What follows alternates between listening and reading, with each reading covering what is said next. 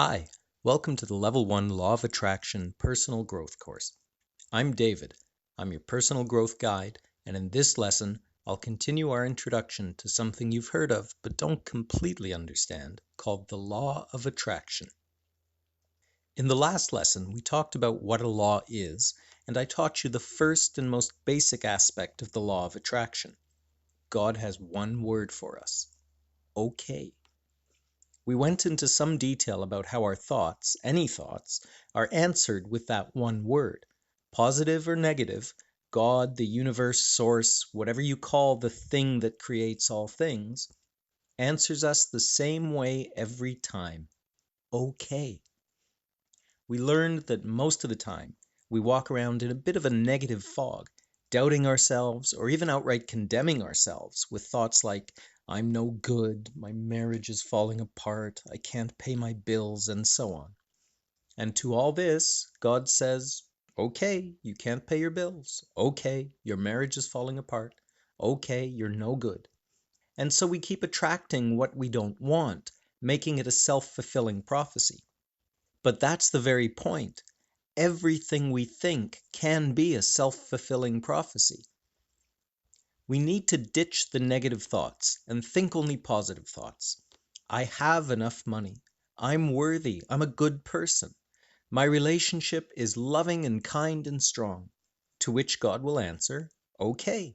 Okay, you have enough money. Okay, you're worthy. Okay, you're a good person. Okay, your relationship is loving and kind and strong. How to ditch those thoughts is an exercise for later.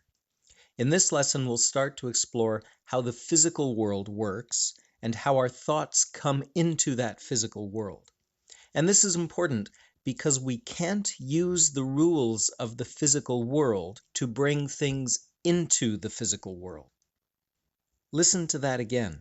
We can't apply the rules of the physical world before something has come into the physical world. First, let's talk about something we started in the last lesson, the difference between what is and what will be. One of the biggest traps we fall into is thinking about how we want things to be in the future. Let's go into a little more detail on that. When we think about what we want, we're talking about what we hope will happen. When we think about what we have or what we are, we're talking about what is. And these thoughts are stronger because they're talking about here and now.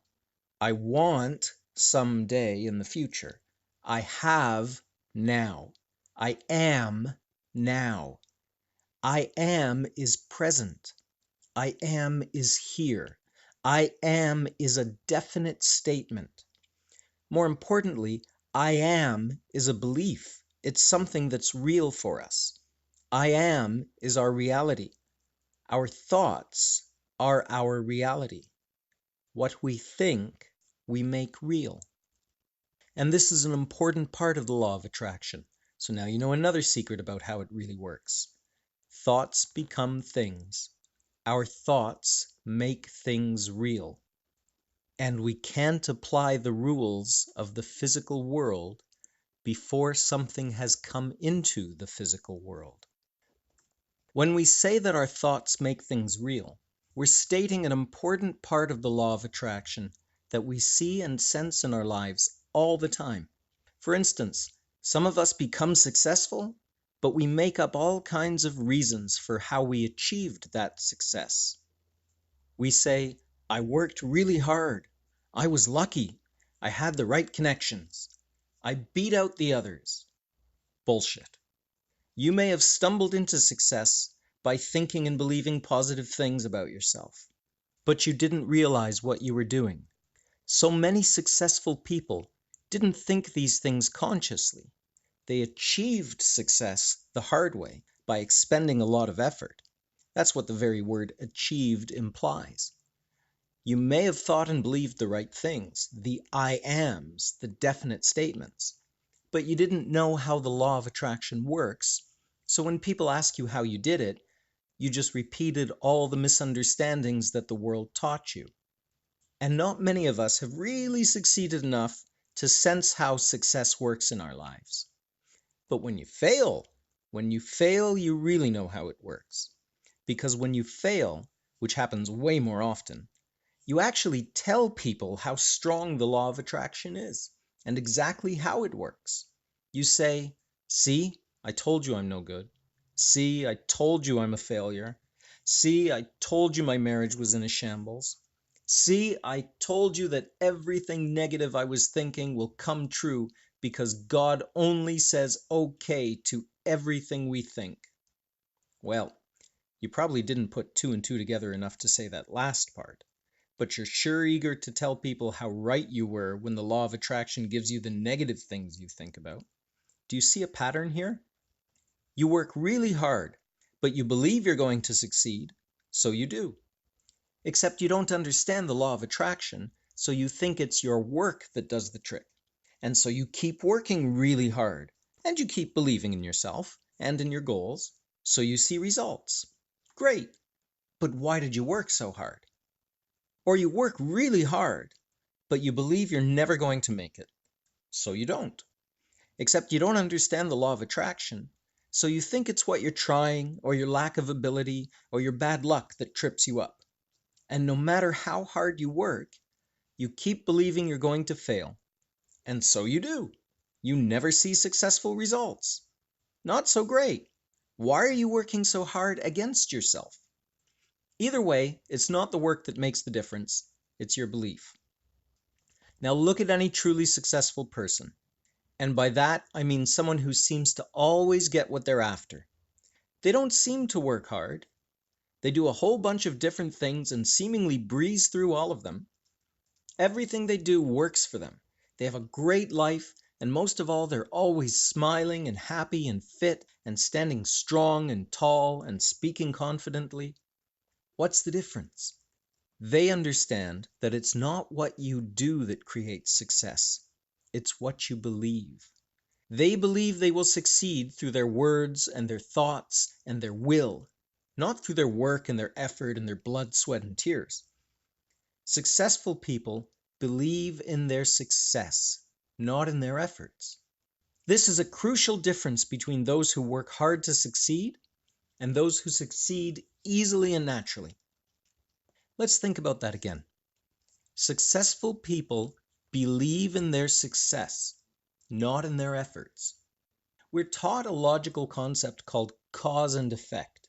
It means that everything that happens is made to happen by something else. Everything has a cause, and everything causes an effect on something. I push a ball, and it rolls. Pushing is the cause of the rolling. The effect of my pushing is the rolling. I expend effort. I put energy into the ball, and as a result, that energy moves the ball. I expend effort and energy into something, and the effort and energy I put in is the cause of the results I get. This is indisputable. Science proves this in every case. It too is a law. Newton detailed them hundreds of years ago, just like he did with gravity. All of his laws are called Newtonian physics. They work in every case on big physical things. They are the laws of the physical world. But when we apply those laws to what we want to achieve, we're really doing it the hard way. We're focusing on the physical outcome, the thing we want to achieve, the physical result. And so it makes sense to us that physical laws are the ones in charge.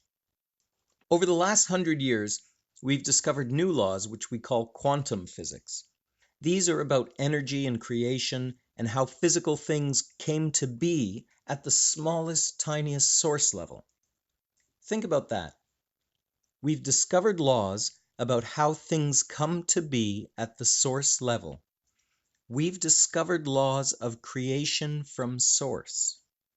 Now, these new laws of quantum physics don't replace the old laws of Newtonian physics, because laws are eternal and absolute, but they apply more precisely and specifically to things as they are being created from their source, from pure source energy, not the things that are already here in the physical material world. Again, like the question of what God is, we're not going to get into the details of quantum physics, because it's way too complex for what we need, and we don't need to know everything about how it works to understand the law of attraction. We just need to know this. When you put physical effort and physical energy into physical things, you will get a physical result. Expending physical energy will cause a physical effect. But that's the hard way. When you put pure source thought effort and pure source thought energy into non-physical things, like your desires, your ideas, your dreams, your feelings, you will get a pure source result of bringing something into creation from its source of 100% pure energy. Expending thought energy, which is the source and cause of all creation, will cause an effect of creating it in the physical world. I'm going to leave you with that for now. It's a lot to think about. Stay tuned for the next lesson in this series. We'll start bringing these basic truths together and get practical with them. If you want to know more, please like and share my Facebook page at fb.me/personalgrowthguide. And if you really want to go in depth, read The Book of Wrong Beliefs, A Guide to Unthinking, in which my co-author Dr. Yael Goldberg and I give you a new approach to changing the perceptions that limit us in an accessible, simplified combination of CBT and the law of attraction. You can find it at thebookofwrongbeliefs.com. I'm David, thanks for watching, and remember, be good to yourself. No one is judging you, not even you.